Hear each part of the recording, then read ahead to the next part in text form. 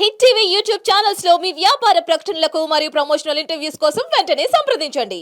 Sir even Jaganmohan Reddy గారు అసెంబ్లీకి అయితే వెళ్ళననే డైరెక్ట్ చెప్పాల. అసెంబ్లీలో ఒక ప్రతిపక్ష హోదా, ఒక ప్రతిపక్ష నాయకుడు నన్ను గుర్తించారు కాబట్టి, నాకు ప్రతిపక్ష హోదా ఇవ్వరు కాబట్టి, నేను అసెంబ్లీలో ఏదైతే సీఎం గారికి ఎంతైతే సమయం ఇచ్చారో ఒక ప్రతిపక్ష నాయకుడు కూడా అంతే సమయం ఇవ్వాలి కాబట్టి, నాకు అంత సమయం ఇవ్వరు కాబట్టి నేను అసెంబ్లీకి అయితే వెళ్ళని పరిస్థితి. ఎప్పుడైతే అసెంబ్లీ జరుగుతుందో ఇలాగే ప్రెస్ మీట్ పెడుతూ ఇలాగే మీతో మాట్లాడుతాం జరుగుతాను అన్నట్టుగా జగన్మోహన్ రెడ్డి గారు చెప్పారు. ఇది కరెక్టేనంటారు సార్? ఎందుకంటే ఒక 11 సీట్లు ఆయన ఒక ఉద్యోగం ఇచ్చారు రాష్ట్ర పులివెందుల ప్రజలు, కానీ ఒక జాబ్ లాంటిది అది.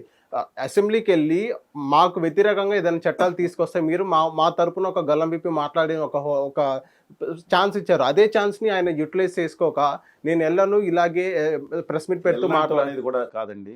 జయలలిత గారిని ఇలాగా అవమానించారు సార్. ఇలాగంటే వీరిని అవమానించలేదు, శాసనసభలో అవమానిస్తే నేను తిరిగి రాను, జుట్టు ముడివేయడానికి శపథం చేసింది ముఖ్యమంత్రి గారు. ఎన్టీ రామారావు గారిని ఇలాగా అవమానించారు. మరి ఎన్టీ రామారావు గారు నేను తక్కువ చేయగలుగుతానా? హిందూపురంగా ఆయన తక్కువ చేశారా? కాదండి. చంద్రబాబు నాయుడు గారిని అత్యంత దారుణంగా బారి పెట్టి ఎంత దుర్మార్గమైన మాటలు మాట్లాడారంటే ఆ రోజు ఇండైరెక్ట్గా మాట్లాడి తెలియదు ఆయన చిన్నపిల్ల. అలాంటి ఆయన ఒక దేశ రాజకీయాలు చెక్కదిప్పిన బోరుమని ఆడిసిన పరిస్థితి వస్తే దాన్ని కూడా ట్రోలింగ్ చేశారే. అమానవీయ సంఘటనలు మనం ఎవరికి మద్దతు ఇవ్వకూడదండి. Absolutely wrong. అందుకని ఇంకోటి చెప్తాను. పి జనార్దన్ రెడ్డి గారు, మీ నాన్నగారు పిసిసి అధ్యక్షులు ఉండగా పి జనార్దన్ రెడ్డి గారు 26 సీట్లు అంటే తెలుసుగా మీకు. ఇప్పుడు మీకు 26 సీట్లు వచ్చినాయి. 26 సీట్లు వస్తే ప్రతిపక్ష హోదా ఇవ్వలేదు. ఆడు పనిచేయలేదా? అద్భుతంగా రాణించాడు ఆయన. అదేంటండి పోనే. ఇప్పుడు కేంద్రంలో ప్రతిపక్ష హోదా ఇచ్చారా? కాంగ్రెస్ పార్టీకి 10 సంవత్సరాలు ఇవ్వలేదు, 10 సంవత్సరాలు ఇవ్వలేదు. పని చేయలేదా? అది కాదండి. మీరు అంతగా కష్టమైతే మీకు శాసనమండలిలో బలం ఉంది కదా, అక్కడికి వెళ్ళి క్యాబినెట్ హోదా వస్తుంది కదా, మీరు దాన్ని రాజీనామా చేసి అక్కడికి వెళ్ళి నెగ్గొచ్చు కదా పోనీ కావాలనుకుంటే. అందుకని అది సరైన విధానం కాదని నా అభిప్రాయం అండి.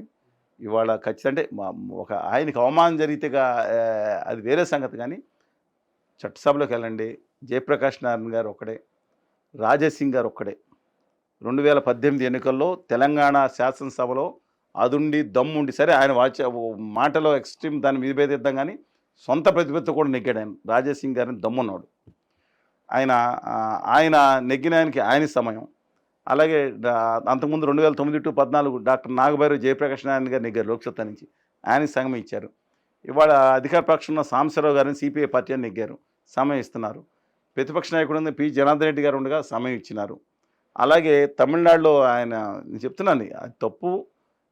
మీరు పులివెందులు కాదు, ఇవాళ మీరు గుర్తింపు లేకపోయినా ప్రతిపక్ష నాయకుడు 39.38% అనుకున్న ఓటింగ్ వచ్చినా ఒక రాష్ట్రంలో బలీయమైన పక్ష నాయకుడి కింద మీకు ఓట్లు వేసిన వాళ్ళు 11 మంది ఉండవచ్చు, చిచ్చుపేటలుగా మార్చుకోండి. ఈ 11 మంది 39.38% మంది ప్రజల గొంతుకుని మీరు వినిపించండి. మేమైనా ఎమ్మెల్యేలమా? నేను బంద్ పిలిపిస్తే రాష్ట్రం బంద్ అంటే విత్ సపోర్ట్ సమితి మేమంటే మేము ఏదన్నా మాకేమన్నా 1,00,000 మంది కార్యకర్తలు ఉన్నారా? ఈ ఆంధ్రప్రదేశ్ రాష్ట్రం ఏర్పడిన మొట్టమొదటి బంద్ పిలిపించాం ఆగస్టు 11. మేమే ఇచ్చాం పిలుపు. ప్రత్యేక హోదా విభజన హామీ నేను రామకృష్ణ గారి మీద వాళ్ళు ఇచ్చాం. ఇస్తే మొత్తం రాష్ట్రం అంతా బంద్ అయింది. వెరిఫై చేసుకోండి. దానికి పదవి కావాలన్నా? మేము పదవి వద్దనుకున్నాం. మీరే గౌరవనీయుల జగన్మోహన్ రెడ్డి గారు మీరే పదవి బయట చెప్పకూడదు, కానీ ఆ రోజు గౌరవం ఇచ్చారు, మీరు ఇచ్చారు, చంద్రబాబు నాయుడు గారు ఇచ్చారు, పదవులే ఇస్తా అన్నారు. కాకపోతే కళ్యాణ్ బాబు గారి పదవి లేదు కాబట్టి కొనిపోయినా అది వేరే సంగతి, ఎలా ఉంది బాగా అన్నారు. కానీ మేము అంటే పదవి తీసుకుంటేనే గొప్ప అండి. దయచేసి ఆలోచించుకోండి, మీరు గట్టిగా పనిచేయండి, అది ముఖ్యమైన భావం. సార్ అదే జగన్మోహన్ రెడ్డి గారు మొన్న ఒక 3 days బ్యాక్ హైకోర్టులో ఒక పిటిషన్ వేశారు. జూన్ 3వ తారీఖు ఏదైతే 2019 తర్వాత లాస్ట్ 2024 జూన్ 3వ తారీఖు వరకు నాకు ఏదైతే సెక్యూరిటీ ఉందో అదే సెక్యూరిటీ నాకు కల్పించండి అన్నట్టుగా జగన్మోహన్ రెడ్డి గారు హైకోర్టులో పిటిషన్ వేయడం జరిగింది. దానికి కౌంటర్గా సునీత గారు, హోమ్ మినిస్టర్ అనిత గారు ఏమన్నారంటే, జగన్మోహన్ రెడ్డి గారు ఒక మాజీ సీఎంగా ఆయనకు గౌరవం ఇస్తున్నాం, మేము Z+ కేటగిరీ ఇస్తున్నాం, ఈవెన్ ఒక బుల్లెట్ ప్రూఫ్ వాహనం కూడా ఇస్తున్నాము. సో ఇంకేమి ఇవ్వాలి? ఈవెన్ లాస్ట్ 5 years మనం వెరిఫై చేసుకున్నట్లయితే జగన్మోహన్ రెడ్డి గారికి అఫీషియల్గా 139 మంది సెక్యూరిటీ పీపుల్స్ ఉన్నారు. ఇంకా ప్రైవేట్స్ అనేవి ఎంత ఉందో అది మనకైతే తెలీదు. అఫీషియల్గా 100. సో ఇప్పుడు జగన్మోహన్ రెడ్డి గారికి అంత సెక్యూరిటీ అవసరమా సార్? ఇప్పుడు ఒకటి చెప్తున్నాను, చంద్రబాబు నాయుడు గారి మీద చాలా ఇబ్బంది జరిగింది. ఆయన క్లైమర్ మెన్స్ పేల్చడం, కింద పడతాం, ఆయన చాలా అదే కైల్పూర్లోనే జరిగింది. ఆయనకి ప్రమాదం ఉంది. మిగతా నాయకులకు అంత ప్రమాదం లేకపోవచ్చు, కానీ ఎవరికి ప్రమాదం ముందుకు వస్తుందని చెప్పలేమండి. డెఫినెట్గా జగన్మోహన్ రెడ్డి గారు ఇప్పుడు Z+ ఇచ్చినట్టు తెలియదండి. Z+ కేంద్ర ప్రభుత్వం ఇస్తుంది. అది తీసేసినట్టు నాకు తెలియదు, నేను అనుకుంటున్నాను. దగ్గర అన్నారు చెప్పారు. సరే వారు ఇస్తున్నారని నాకు తెలియదు, వారికి ఇది ఎక్కువ తెలిసి ఉండొచ్చు ఏమో. Z+ ఇస్తున్నారంటే ఇది మోర్ దాన్ ఎనఫ్ అండి. చంద్రబాబు నాయుడు గారికి ఏమి ఇచ్చారో ఆ రోజు Z+ ఇచ్చి ఉండొచ్చు. వాళ్ళ కుటుంబ సభ్యులు కూడా ఇస్తున్నారు. చంద్రబాబు నాయుడు గారి కుటుంబ సభ్యులు కూడా, లోకేష్ గారు కూడా చాలా తర్వాత పెంచారు కూడా, చాలా భద్రత పెంచారు. వాళ్ళ కుటుంబ సభ్యులు కూడా ఇస్తారు అందరికీ.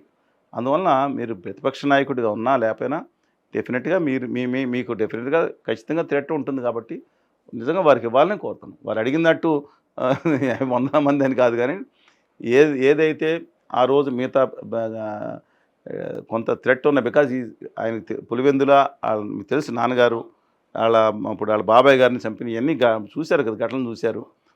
ఏ నేపథ్యం ఇటు వస్తుందో తెలియని నేపథ్యంలో ఆయన తప్పు చేసే విధానాన్ని వ్యతిరేకిద్దాం. ఆయన కేసు తొందరగా చేయాలని కోరుకుందాం. దట్స్ ఎంటైర్లీ డిఫరెంట్ అండి. కానీ ఒక వ్యక్తిగా, ఒక మాజీ ముఖ్యమంత్రిగా ఉండగా వ్యక్తి డెఫినెట్గా ఆయన తగు రీత్యా భద్రత ఇవ్వాల్సిందే అండి. మొత్తం ఇద్దరినే ఇచ్చారని వస్తుంది. అబ్సల్యూట్లీ అది రాంగ్ అనుకుంటున్నాను. అయినా సరే అలా కాకుండా